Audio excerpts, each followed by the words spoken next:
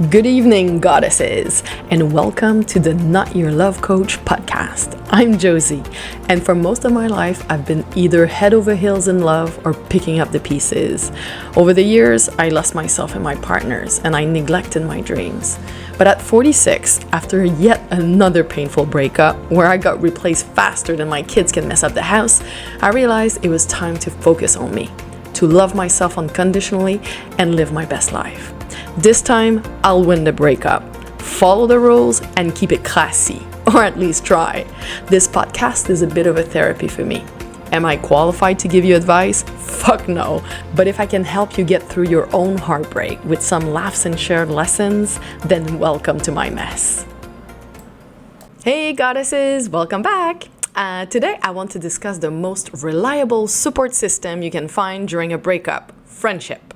Friends are so important. Real ones you can always count on. They're there through the good, the bad, the ugly, and all the sequels. For myself, I'm very fortunate to be surrounded by an army of amazing friends. In fact, this podcast would have never existed without my friends. The idea was born in my late 20s, early 30s. That was during my serial online dating era. I had so many stories of dates gone wrong that my friends suggested I start a blog to keep them updated. Although the blog didn't take off, the idea of turning it into something more like a book or something always lingered in my mind. And now here we are with a podcast. As much as I usually lean on my friends when times are hard, when the pilot and I broke up recently, I did not turn to them. As you recall, it was the third time he dumped me in a year. And during one of my many breakups, I read a book that was called, it's called A Breakup Because It's Broken. The book is by Greg Behrendt and his wife. He's the guy who co-wrote the bestseller, He's Just Not That Into You, which I also read. Ever since I read this book, every time a friend is thinking about taking an ex back, I love to quote it, and I've done it so many times. See again how I don't follow my own advice? Seriously, is there any hope for me? So this time, on top of the sadness, I felt really dumb. You see, right between breakup number 2 and 3, my 5 close girlfriends and I, we had a weekend trip planned.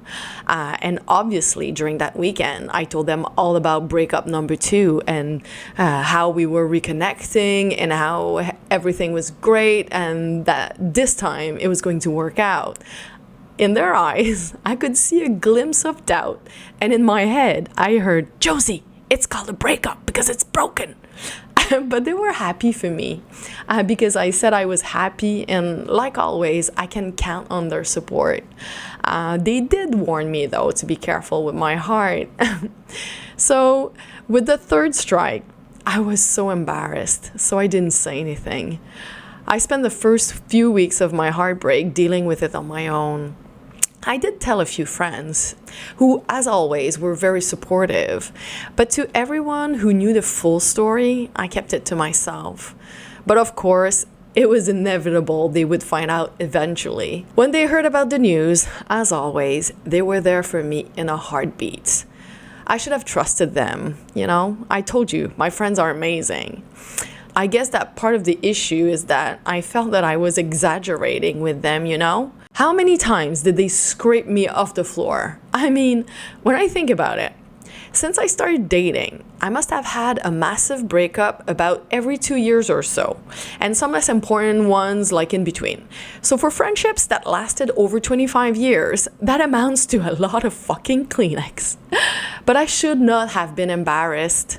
You know that friends are the family that we choose, and it's especially true in tough times. After me and my kid's dad separated, which was obviously a very emotional time for me, a friend of mine who lives in France suggested to come and meet me halfway to Mexico for a recovery trip. I live in Canada, so that's either the mark of an incredible friend or someone with a unique sense of direction. But that's just one of the many gestures that my friends have made to support me throughout my rocky love life journey.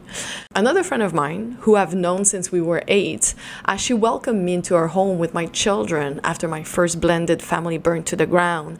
And again, she took me in after breakup number 2 with the pilot. I probably still have a room ready for next time.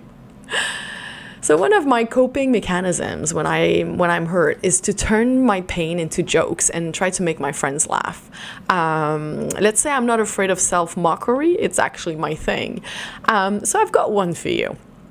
When I was about 25-ish, I dated a guy for about 2 months, and I remember him giving me a lot of grief because I was not a virgin. We never had sex, but we came close to a few times. Then one day, he broke up with me saying that it was because he was not sexually attracted to me. Yes, congratulations on the honesty, but I do recall him having a boner as I was holding his hand. Anyway, that didn't do wonders for my ego, you can imagine. So I made one call, which led to me and my close friends getting out of our pajamas, into a taxi, and straight to the pub. I needed an intervention. That night, I got drunk. Surprise! And I spent the night asking guys if I was sexually attractive. Embarrassing, right? But I did get a few phone numbers. The worst part was that the next weekend at the same pub, when a guy was looking at me and I thought, interesting, until he came up to me and said, "I know where I've seen you. You're the girl who kept asking if she was sexually attractive." Oh boy. But I was young then, and I'd like to think I wouldn't do something like that today. But I can't promise anything. And even if I did, my friends would not believe me. So goddesses, it's important to have someone to talk to get it all out. Friends who will stand by you in your most embarrassing moments and then make sure to remind you about it later. Often. So often friends have gone through similar experiences, and sharing these can make you feel better and less alone. And don't forget to be there for your friends in return, because friendships are one of the most valuable treasures you'll ever have. I hope that you too can count on amazing friendships.